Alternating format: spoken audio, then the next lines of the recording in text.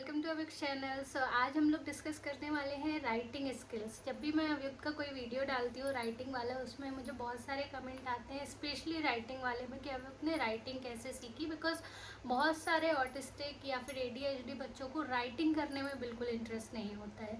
सो अगर आप मेरा एक लास्ट ईयर का एक वीडियो देखेंगे प्री राइटिंग के ऊपर, जो कि I think most watched video भी है, उसमें मैं अभियुक्त को फुल फिजिकल प्रॉम्प्ट के साथ standing line, sleeping line, slanting line सिखा रही हूँ।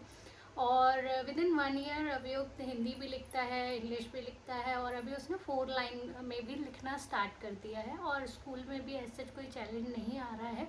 अभियुक्त की शेडो टीचर है ऑब्वियसली, तो वो उसको बार बार उसका अटेंशन वापस लाने का काम करती हैं, बट उसको हाथ पकड़ के नहीं लिखवाना पड़ता, वो खुद लिखता है, बट वो फोकस्ड नहीं है, तो वो एक चैलेंज है। सो डिस्कस करते हैं हम लोग राइटिंग से पहले प्री राइटिंग क्या होती है।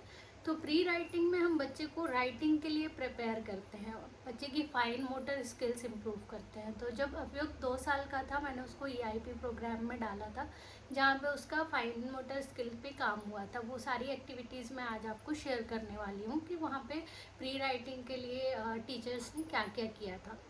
सबसे पहले अभियुक्त को फाइन मोटर एक्टिविटीज़ से भी पहले फिंगर एक्सरसाइजेस कराई जाती थी, जो कि लाइक दिस। मैं आपसे कुछ शेयर करने वाली हूँ। ये देखिए, इस तरीके से फिंगर एक्सरसाइजेस करवाती थी, एंड नीचे रख के इस तरीके से, फिर up down up down up down up down. तो ये 2 साल का बच्चा तो नहीं कर पाता है, तो ऑब्वियसली मुझे कुछ कुछ चीज़ें उसको फिजिकल प्रॉम्प्ट के साथ करानी पड़ती थी, बट हम लोग फिंगर एक्सरसाइजेस करते थे। उसके बाद हम लोग उसकी पिंसर ग्रिप मजबूत करने के लिए कुछ फाइन मोटर एक्सरसाइजेस करते थे, जो अभी भी हम लोग कुछ कुछ करते रहते हैं, जैसे कि पेपर टीयर एक्टिविटी हो गई, उसको फिर पेपर को पेस्ट करना, ये सारी EIP प्रोग्राम में होती थी। उसके अलावा इस तरीके से डॉट्स हम लोगों ने यूज़ करी थी कि वो डॉट्स निकाल के चिपकाएगा अलग अलग कलर की। तो वहाँ पे डॉट्स नहीं थी, तो बिंदी हम लोग यूज़ करते थे, बड़ी बिंदी। तो आप भी बिंदी यूज़ कर सकते हो। उस बच्चे को उस निकाल के और चिपकाने के लिए बोलिए, बिकॉज वो फिर हम लोगों का जो पेंसिल ग्रिप होता है बच्चों का, वो मजबूत होता है उससे। तो ये एक एक्टिविटी हो गई। उसके अलावा ये नट बोल्ट वाला एक्टिविटी हो गया। ये हम करते थे, जब इस तरीके से अभी घुमाता था और फिर क्लोज करता था, तो इससे उसने बॉटल खोलना और बंद करना अपने आप सीख लिया। अगर आपके पास ये नहीं है तो आप बॉटल के साथ भी करा सकते हो, इससे भी फाइन मोटर स्किल मजबूत होती है। इसके बाद हम लोग आते हैं प्री राइटिंग स्किल्स पे, जो हम लोग राइटिंग के लिए 100% प्रिपेयर करने के लिए यूज़ करते हैं बच्चे को। तो सबसे पहले कलरिंग एक्टिविटी आती है। आप प्ले स्कूल में भी डालोगे बच्चे को, मतलब अभियुक्त EIP में तो ये सारी चीज़ें करता ही करता था, लेकिन जब वो प्ले स्कूल जाता था तो वहाँ पे उससे कलरिंग करवाते थे वो, बिकॉज प्ले ग्रुप में कलरिंग ही होता है सिलेबस में। तो हमें जो EIP में बोला गया था कि पहले आप इस तरीके के राउंड क्रेयॉन मंगाइए। तो ये राउंड क्रेयॉन के साथ बच्चा स्क्रिबलिंग करना सीखता है। राइटिंग से पहले स्क्रिबलिंग आती है। फिर उसके बाद जब इसको पकड़ के बच्चा स्क्रिबलिंग करने लगेगा, जिन बच्चों को भी इशू है, वो नहीं पकड़ना चाहते, वो भी इससे अच्छे से स्क्रिबलिंग कर लेंगे। ऐसे नहीं पकड़ेंगे, ऐसे पकड़ेंगे, बट कर लेंगे। फिर उसके बाद हम लोग चेंज करते हैं ये फिंगर ग्रिप क्रेयॉन पे। तो ये ऐसे ऐसे करके बच्चा करेगा स्क्रिबलिंग, ये इस तरीके से। तो ये भी बच्चे को थोड़ा सा इंटरेस्ट आना शुरू हो जाएगा। एक बार जब बच्चा स्क्रिबलिंग करने लग गया, तब हम लोग उसको कॉन्सेप्ट सिखाएंगे कि colour with in the line. जब वो colour with in the line करने लगेगा, तब हम समझ जाएंगे कि हमारा बच्चा राइटिंग पे आने के लिए रेडी है। तो colour with in the line करने के लिए हम इस तरीके से फ्रेम बना लेंगे काट के, और इसको इस तरीके से रख के, या तो आप टेप लगा दीजिए या फिर नॉर्मल बच्चे को ऐसे हाथ रख लीजिए और उसको करने के लिए बोलिए। जब वो ऐसे ऐसे ऐसे ऐसे स्क्रिबलिंग करेगा, तो उसको समझ में आएगा कि हाँ, ये मेरी बाउंड्री है और इसके बाहर मुझे नहीं जाना है। तो कुछ दिन आप इस पर प्रैक्टिस कराएंगे और फिर आप उसको शेप बना के दे देंगे। फिर आप इस तरीके से उसको शेप बना के दे दीजिए और वो शेप कलर करेगा। जब ये बच्चा करने लग जाए, उसको एक बार बाउंड्री में कलर करने का कॉन्सेप्ट आ गया तो फिर आप उसको स्टार्ट एंड स्टॉप का कॉन्सेप्ट सिखाएंगे। स्टार्ट और स्टॉप का कॉन्सेप्ट सिखाने के लिए आपको सिर्फ 2 डॉट रखना है। बच्चा नहीं करता है, ऑटिस्टिक बच्चा नहीं करता है, वो पेन पकड़ना भी नहीं चाहता है, तो आपको फिर फुल फिजिकल प्रॉम्प्ट के साथ बच्चे को बोलना है, सिर्फ इतना ही बोलना है, स्टार्ट स्टॉप, स्टार्ट स्टॉप। आपको ये नहीं बोलना है कि स्टॉप करो, लिखो, लाइन बनाओ, इस तरीके से कमांड नहीं देनी है। आपको सिर्फ स्टार्ट और स्टॉप बोलना है ताकि बच्चे को समझ में आए कि मुझे इस डॉट से लेके इस डॉट तक जाना है। जब बच्चा ये करने लग जाएगा फिर हम उसको स्लीपिंग लाइन सिखाएंगे।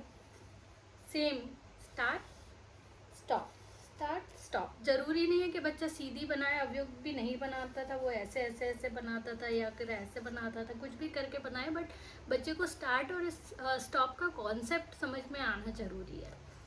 इसके बाद हम लोग एक बार स्टैंडिंग लाइन हो गई, स्लीपिंग लाइन हो गई, देन हम लोग स्लैंटिंग लाइन सिखाएंगे उसको इस तरीके से।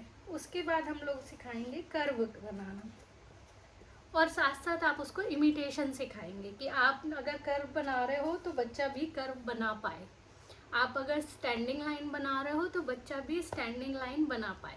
क्योंकि बच्चे को एक बार लाइन का कॉन्सेप्ट समझ में आ गया कि अगर मैं बोल रही हूँ उसको कि स्टैंडिंग लाइन बनाना है तो वो ऐसे ही लाइन खींचे, अगर मैं बोल रही हूँ उसको कि स्लीपिंग लाइन बनाना है तो वो ऐसे ही लाइन खींचे, अगर मैं उसको बोल रही हूँ कि कर्व बनाना है तो वो इस तरीके से कर्व ही बनाए। तो बच्चे के लिए लिखना इजी हो जाता है। फिर आप जब उसको कमांड दोगे कि मेक अ स्टैंडिंग लाइन या make a slanting line, make one more slanting line, then make a sleeping line, तो उसके लिए ए बनाना इजी होगा।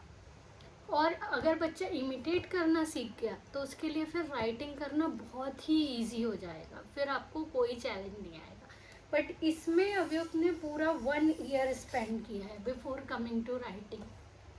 जब वो LKG में था वो कुछ नहीं करता था, हम लोग उसको स्कूल में तब भी लेटर नंबर सब लिखवा रहे थे बिकॉज वो फुल फिजिकल प्रॉम्प्ट के साथ था।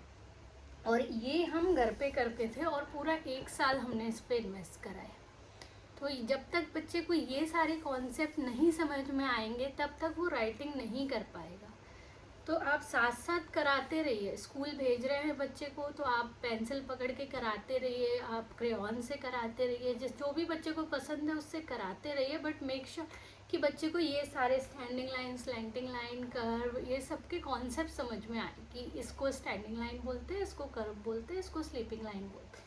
अब नेक्स्ट आते हैं हम बच्चे को कैसे, अगर बच्चा क्रेयॉन से लिख रहा है तो फिर वो पेंसिल पे स्विच नहीं करेगा, अगर वो मार्कर से लिख रहा है तो वो वापस से पेंसिल पे लाने में आपको चैलेंजेस आएंगे, क्योंकि क्रेयॉन जो मार्कर होता है वो बहुत स्मूथ चलता है, लेकिन पेंसिल में बच्चों को एफर्ट लगाने पड़ते हैं। तो वो चीज़ें कैसे आएंगी, वो फाइन मोटर से आएंगी।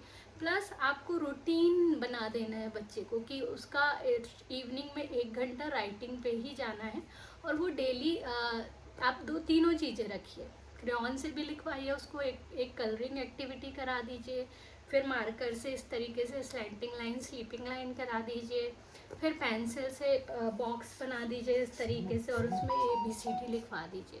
तो आपकी तीनों चीज़ें कवर हो जाएंगी और बच्चे को समझ में आ जाएगा कि हाँ, जैसे हम लोग रोज़ अलग अलग तरीके का खाना खाते हैं, सिमिलरली बच्चे को समझ में आएगा कि राइटिंग भी हमारे दिन का एक ज़रूरी पार्ट है, जिसको जैसे हम खाना खाते हैं वैसे हमें राइटिंग भी करना पड़ेगी और हमें अलग अलग चीज़ों से राइटिंग करनी पड़ेगी। सो उसको आपको बच्चे की रूटीन में लाना पड़ेगा।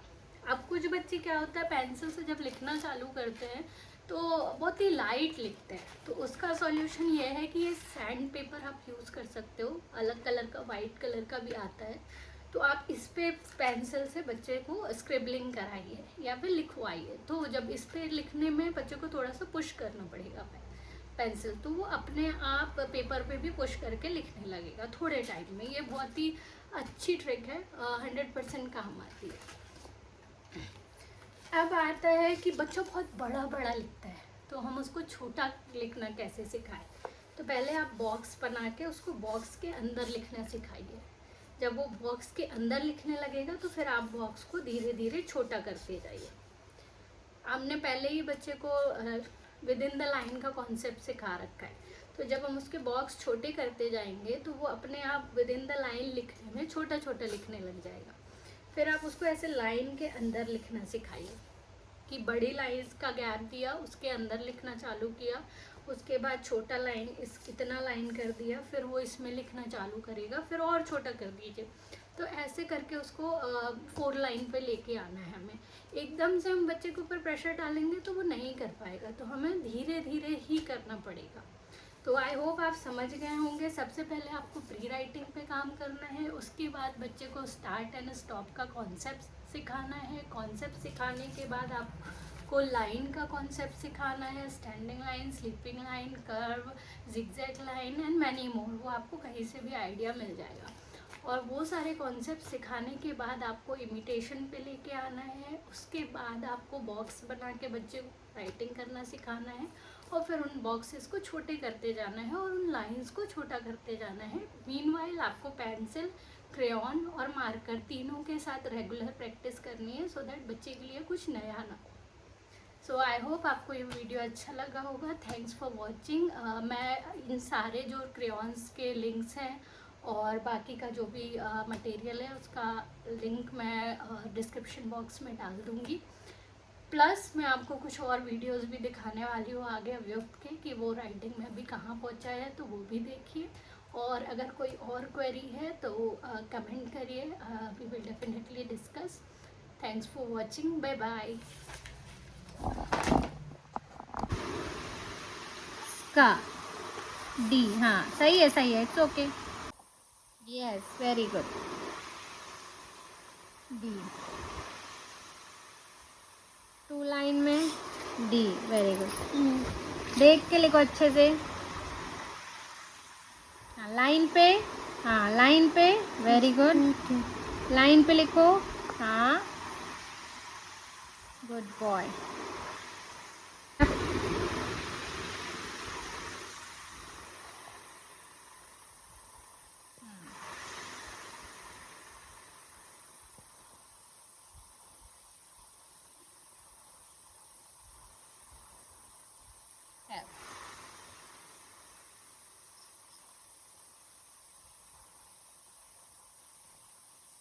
जी